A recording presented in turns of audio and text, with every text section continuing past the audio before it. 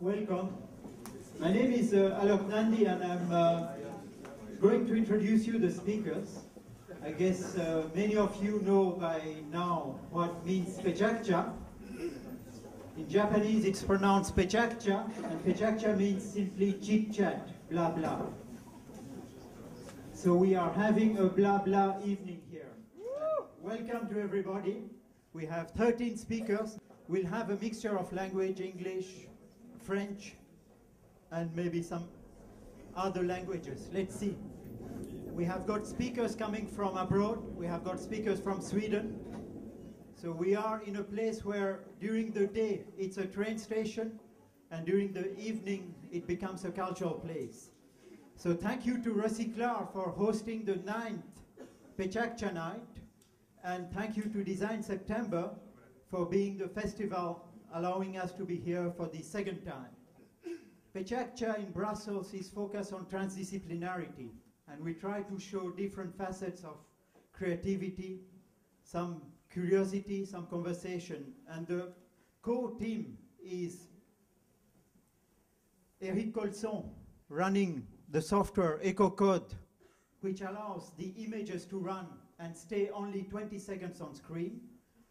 It's a collaboration with Crosstalks VUB, where you have Sarah, Ezra, Dylan, who are at the entry, and myself. So we are organizing this every 2-3 months. And the 10th Pecha is taking place on November 6th at Beaux-Arts. And it will be the 10th one, so we hope it will be a big one. We have already a great one here. What you have to keep in mind is that here there will be a small clock. And this clock will run only for 20 seconds. And then the speaker has to fit with the tempo of the images. So that's the challenge for the speakers, and the audience in general is very careful in making sure that the speaker follows the tempo. We don't control the tempo of the train. Sorry for that. So her English was good, isn't it? She discovered only 5 minutes before the presentation that she had to do that in English. And later we'll have a presentation about stress and creativity, and I'm sure you'll enjoy that. Now that we have the head in the red, let's have someone who's coming out of the red. Laurent Ledoux. In his official life, he's a banker. In his private life, he's maybe a philosopher. And tonight, he's going to raise many questions. Laurent has been traveling quite a lot, from Namur and Brussels to very far away. And you need to chat with him to know where he has been. Also, thanks to Laurent, who's managing an association called Philosophie and Management, we have this evening which is being filmed and recorded. So this kind of in-kind partnership allows to have these evenings running. So Laurent, the floor is yours. Laurent will speak in English.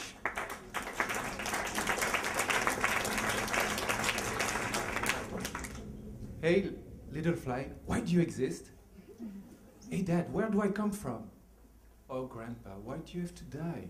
You see, those kind of questions I asked myself since I was a boy, and I kept asking them so much that I drove my father, my mother, my brothers and sister completely mad. And I kept on doing it.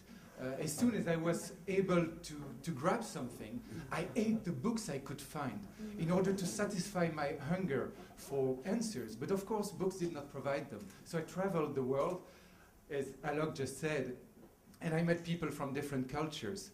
But this generated even more questions.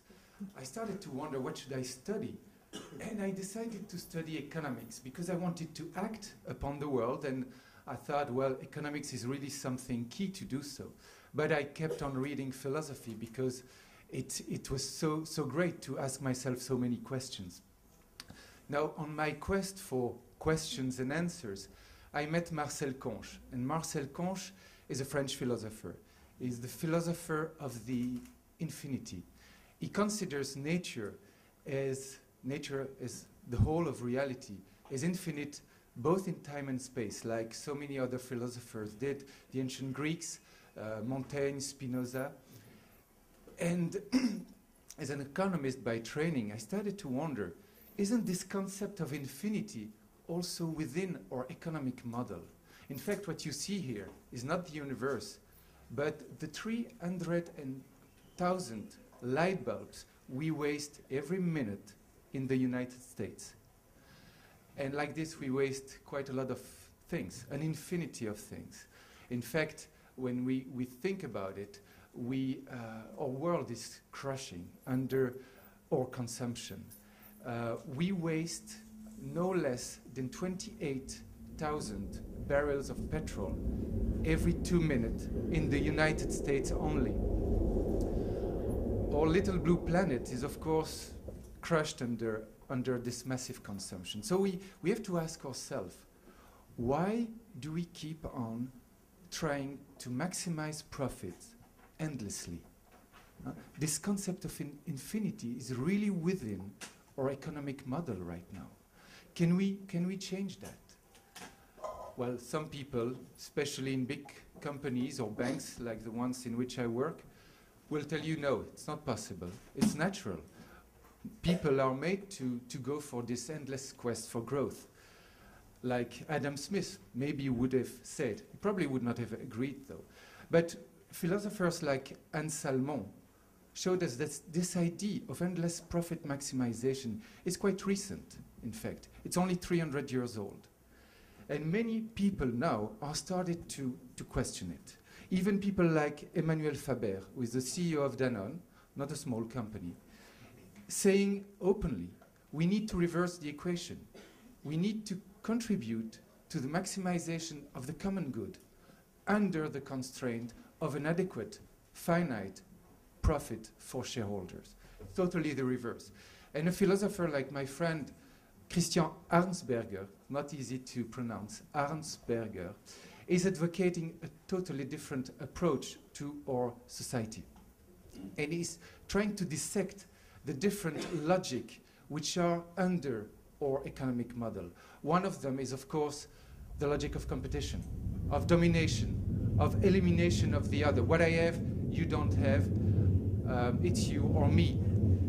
Another logic is, of course, the one of consumption and growth that I just mentioned.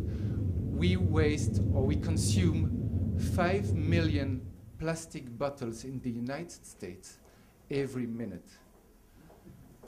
It's endless. So what can we do to get out of this logic? What Arnsberger is saying is that what we aim for through this logic of competition, of consumption, is not bad in such. What we look for, in fact, are freedom. Freedom from material insecurity, freedom from the violence of other people, all kinds of freedom. Freedom to do something, to create something, to leave a mark. The problem is that with those logic, we miss those freedom. We don't achieve them. So he advocates for a totally different approach, which is a rather hands-off approach. Take, for example, the bicycle. We see today a lot of people saying, oh yeah, I go to work with my bicycle, I do myself. In order to be fit or in order not to pollute, that's fine. But maybe we should consider also riding a bicycle because it helps us to be more humble, to be more simple, to share like we do in such a library where knowledge, instead of being a property of a company, property of an individual, is shared with the others.